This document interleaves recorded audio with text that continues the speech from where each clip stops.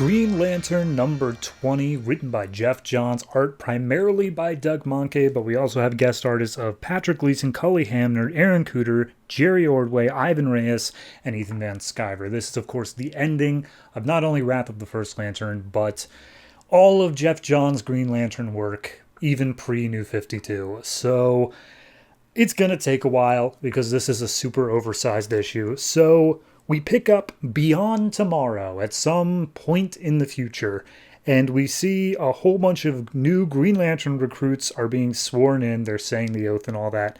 And one of them, named Lantern Snow, rushes over to talk to Lantern Taurus, who is the bookkeeper for the Green Lanterns. And he's like, hey, I'm part of the Green Lantern Corps now. Tell me the story. And Taurus is like, oh, you mean the story of Hal Jordan, as they go to this massive Green Lantern book of history. And he's like, yeah, everybody wants to hear this thing. So let's begin at the beginning. Let's go back to the start, because Hal Jordan's story begins and ends on rebirths. Get it? So he's like, yep, nope. So he got his ring. He did some crazy stuff. Coast City was destroyed. He was obsessed, or he became possessed by Parallax and became like a villain. That happened for a while, and then he died. But then he came back and overcame Parallax, and that was his first rebirth. And then everything happened. So we see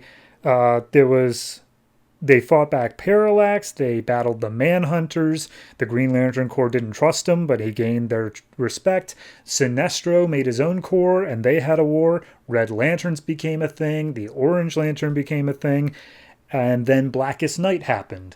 And then, according to the story, the New 52 started, and it's everything that we've covered in this series so far, where Sinestro became a Green Lantern again. They battled against the Dark, was it Black Hand, I guess?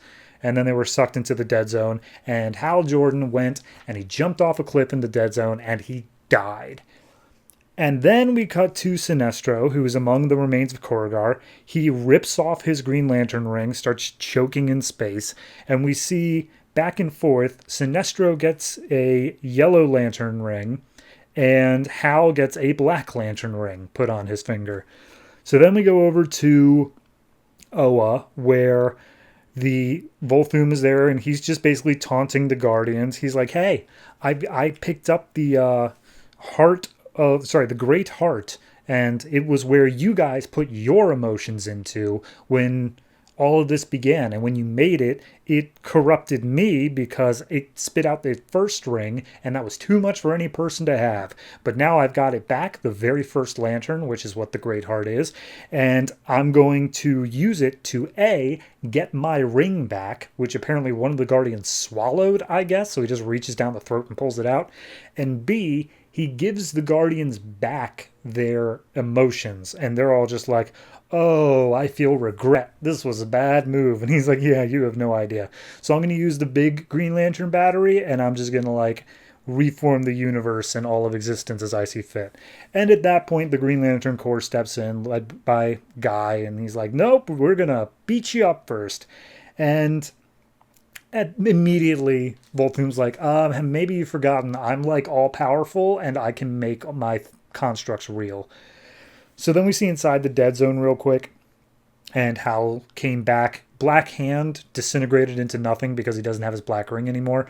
Hal's just standing there talking to Tomar Ray, I believe. And he's like, okay, yeah, you came back to life, kinda. So what are you going to do to get out of this place? And he's like, I'm going to phone a friend. And we see him using his black ring to contact the Indigo tribe, who then channels the Black Lantern energy briefly. We'll get back to them. So Green Lantern Corps is taking on heavy losses off panel. And all of a sudden, the Red Lanterns come in. And they're like, hey, back off, Green Lanterns. You guys are too weak. This requires a Red Lantern's touch. And he walks up. Atrocitus just goes up to the First Lantern, snaps his neck. And I was like, that was easy. I didn't think it'd be that simple. And then First Lantern's like, okay, did you really think that was going to... Seriously? And he just blows away most of the Red Lantern Corps. The Green Lantern Nort shows up. Doesn't really matter. He's just here. They just want you to know he's here. And then we see that Kyle has arrived with the Star Sapphires and the Blue Lantern Corps. And he's like, hey, we got some backup here. They're all going to come up. And Guy holds Atrocitus at construct point and is like, hey, let's make sure we're on the same page here. And Atrocitus is like, hey, man, I trust you 100%. Once a Red Lantern, always a Red Lantern. So they all use their rings simultaneously, aimed at, I think, Mogo, or they're on Mogo and they aim it up at the First Lantern. Hard to say, but regardless, Mogo focuses all of it in order to aim it at the First Lantern. And immediately it backfires. Like, it's a cool image, but it immediately backfires, and he's just like, okay, that kind of hurt, but seriously, you guys can't beat me. And then all of a sudden, giant Yellow Lantern comes down, and Sinestro lands a few punches on him, and he's just like, oh, before I kill you, I'm going to see that fear in your eyes. And First Lantern just reaches out, grabs the globe of Korrigar out of Sinestro's chest. He just makes it real, and he's like, I know I feel fear. I'm not ashamed of that. I own up to it. But are you willing to admit your greatest fear, that Korrigar is dead? And as they're just standing there talking, the Indigo tribe shows up, and Sinestro's like, dude, I haven't finished my bit yet. Let me do my thing. And Indigo tribe's like, oh, we're not here to fight. We're just here to help out a friend. And they channel the Black Lantern energy to open up a portal to let out Hal Jordan, leading the entire Black Lantern Corps to attack Volthoom. And while all the monsters are attacking Volthoom, basically Hal goes up to Sinestro and just like, hey man, I had to become a Black Lantern because you left me there. And regardless, you can't handle this on your own. And Sinestro's like, excuse me, and blasts him briefly. So then Volthoom destroys the entire Black Lantern Corps. He goes after Hal. And he does that thing where he like splits his timeline. And he's like, you have done a lot in your life. But here's the thing. You have a lot of willpower in you, and I can exploit that. I can use your power because you've got something special, kid. But I need a moment of fear to reach back into, a moment that I can exploit. And Hal's like, oh God, are you going to pull back the moment I was parallaxed? And he's like, nah, that's too easy. I'm going to go back to when you were really scared. And he goes back to when Hal was a kid and his dad just died. And we see adult Hal trying to tell young him, like, hey, don't listen to that guy. He's an ass. But Volthoom's like, hey, you miss your dad? I can bring him back. I'm an angel. All you got to do is wish for it really, really hard. And so young Hal uses all of his willpower to wish for it. And Volthoom uses that as the point where he can reach inside of Hal and pull out the echo of, I'm just going to say it, quote, an echo of the very first spark of existence, the light of creation. The universe is mine to remake, as he literally pulls out the universe in his hand. And Kyle starts getting a little bit angsty because he's like, I'm pretty sure this guy's tearing apart all of reality. We may need to stop him right now. So Sinestro goes over to his yellow battery and he just starts saying his oath into it, and out pops Parallax. And Parallax, he tells him like, well, go ahead, possess me. It's what you got to do. And so Parallax goes into Sinestro's body, but he's like, I have stronger will than you're used to. I will control you, foul beast. So now he has the ability to control Parallax. He goes after Volthoom and seemingly rips out his heart. It's a bit unclear. It's yellow for some reason. The Guardians are spooked because they're like, he could kill us right now. Like, he has the power to just do that. This isn't good. So at that point, Volthoom is being dressed down by Sinestro. He's like, oh, I am the one who has more power. And he's like, are you? Guys, seriously, I am not just an ordinary lantern. I have the power of a god. And he grows to this massive size and basically stomps Sinestro for a second. He attacks everybody else. And Hal is like, okay, I didn't want to do this, but I got to do this. And he goes back into the dead zone briefly. He sees the ghost of his dad who tells him that he's proud of him and then directs him over to the tomb of Necron. And Hal raises up his Black Lantern ring at it. And we see back in the real world, he has summoned giant Necron to attack the giant First Lantern. And everyone's like, all right, this may have gotten a bit out of hand. So Necron doesn't want to listen to Hal. Hal says, well, I've got willpower. And Necron's like, fair enough, kid. So he attacks the First Lantern, but they explicitly say that if they destroy him now, the entire universe could be destroyed. So they have to drain him of his emotional energy first, which they just do. No problem. He's now human, and Necron just cuts him in half, allowing him to die. End of the First Lantern. So at that point, the Volthoom's ring apparently is banished back to his home universe. Another ring is searching throughout the Green Lantern, someone to replace it. And we see Hal talking to the younger version of himself, and he's being like, hey, kid, I know you're scared, but things are going to get better. And the young version's like, Dad, is that you? I miss you, Dad. And the kid starts to fade away as Hal Jordan gets selected by the ring that was floating around to become a Green Lantern again. Apparently, it brings him back to life, and Necron's then sent back into Dead World. So Hal hugs Carol, and everyone's like, hey, we did it. That's great. Everyone's awesome. Green Lantern saved the day. And Red Lanterns are like, excuse me. Green Lantern saved. That was Red Lantern's help. And then all of a sudden, the Yellow Lanterns show up from under the ground, and they all start attacking the other corps. And they're all ready to fight, and Kyle's like, wait a minute, hold on, this is stupid. Why would the Yellow Lanterns... Sinestro's just distracting us. He's going off to kill the Guardians, because he totally has the power to do that now. Hal, do you want to go take care of Sinestro? And so he flies off to stop him. We see Sinestro just standing outside the door of the Guardians, and he's like, oh, you want to do this, Hal? You really want to stop me? Fine, let us have our final battle. And so they fight for a little bit, and Sinestro is basically like, why do you want to save the Guardians? They clearly suck. And Hal's like, I don't want to save the Guardians. I want to save you. That's all I've ever wanted. You can be a good Green Lantern again. And he's like, no, I can't. I have nothing left. That's why I had to kill the Guardians. And Hal's like, I'm sorry, did you just say that in past tense? And he's like, yeah, I did it while everyone else was distracted. Like while you were taking the Necron thing, I just snuck over here and killed all the Guardians. And he's like, Sinestro, Jesus, all right. And we do see that apparently one of them was left for Atrocitus to kill, because why not? But as Sinestro's going through and killing the Guardians via flashback here, we see that Ganthet is just standing there. He's accepted his death. He's like, I have nothing left. I've got my emotions back. I'm back to the Ganthet I was before the New 52. But, like, I've lost it all. So, yeah, just do it, Sinestro. So, at that point, Sinestro's like, here's the thing. I'm going to leave.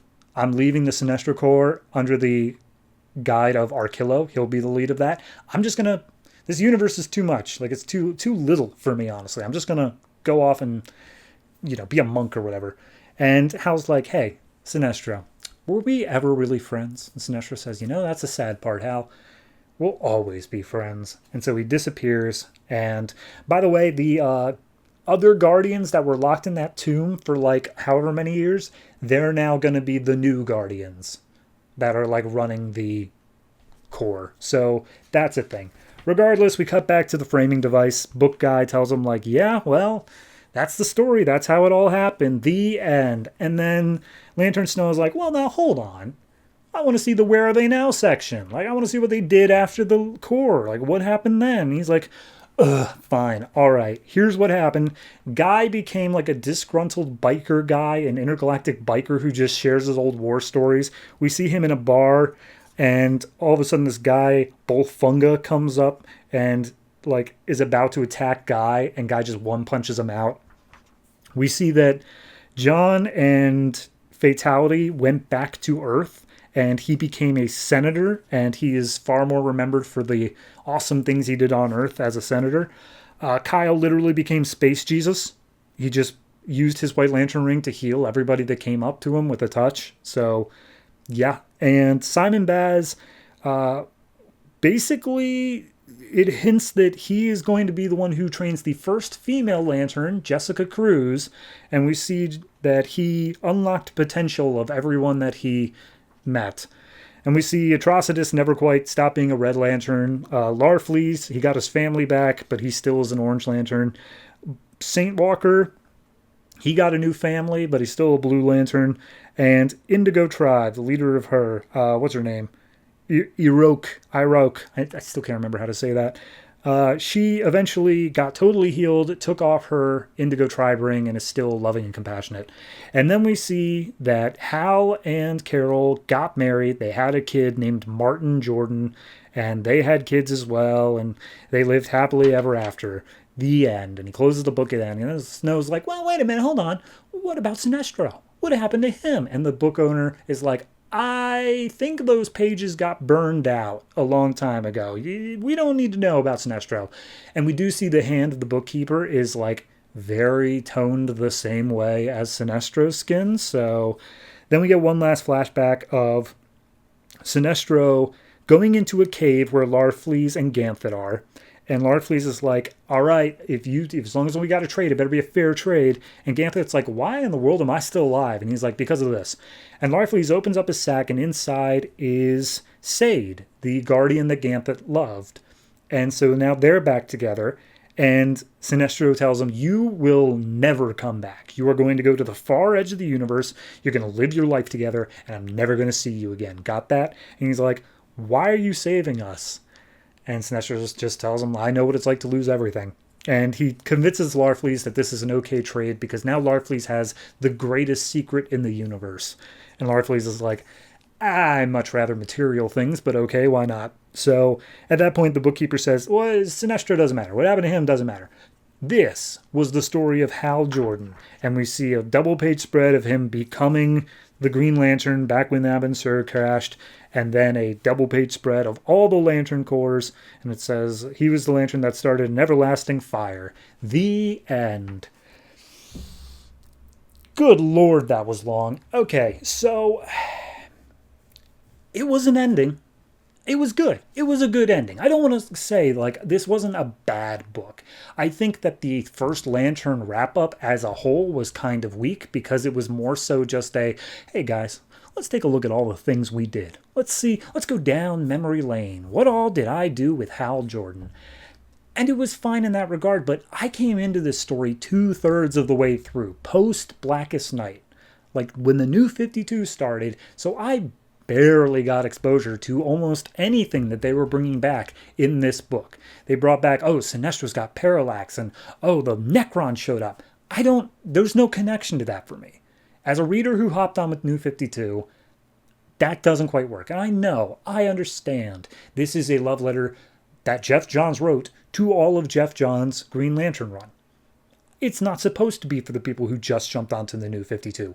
But I can't base my opinion off of 2/3 of this run that I have not read. So, based off of what I read, it's fine. It's just as a little bit of a letdown for the first Lantern stuff. I don't think that really sold it as well as it could. Even right up to the end, it didn't feel like they had to overcome some massive odds and they just barely squeaked out a victory. It just felt like they had to keep throwing stuff at the dartboard until eventually something stuck, and that something was Necron. So, yeah.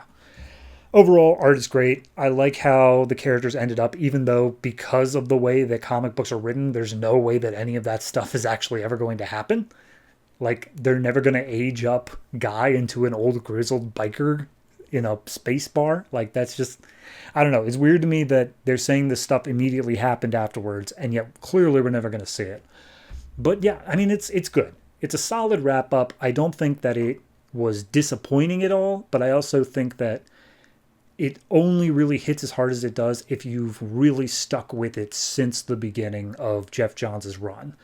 So with that in mind, I'll give this one an 8.5. Still think it's good. Still think it's very solid. Could have trimmed out a little bit in the middle there, but hey, Green Lanterns, it was a great run.